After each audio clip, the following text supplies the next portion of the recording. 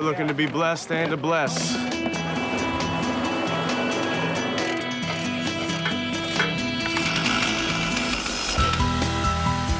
We're in Macon, Georgia. They were affected by a series of tornadoes Mother's Day. About 5:30 in the morning, the homeowners were awakened with the sound of freight train and crashing trees. When it came through, it's like roared. It didn't last like 10 to 15 seconds.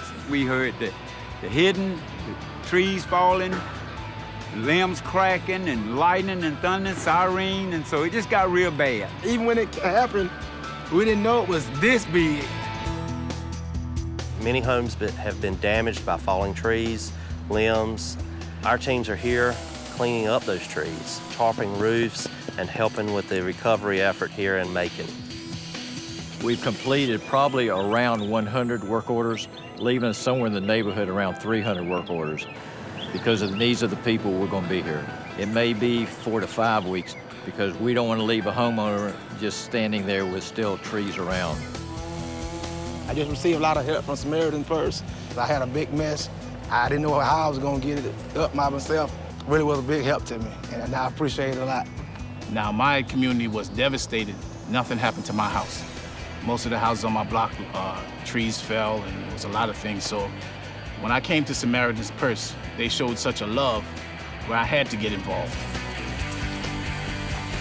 Our main goal is to share the love of Christ to these ones, not just to clear trees and tarp roofs, but to let them know that Jesus Christ loves them.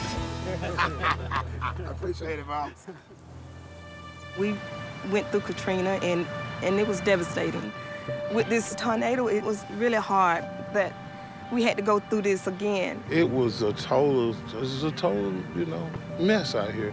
And I didn't know what to do, and I said, well, maybe the good Lord will send someone. We came right straight up, probably within 30 minutes of the time I talked to them, and that just amazed them that, the response was so quick. And they was at it, they was on the roof, putting up tarp.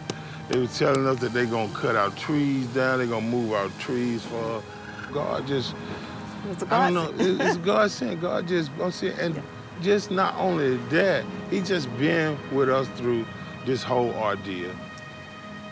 Oh, I can't. I'm just thankful.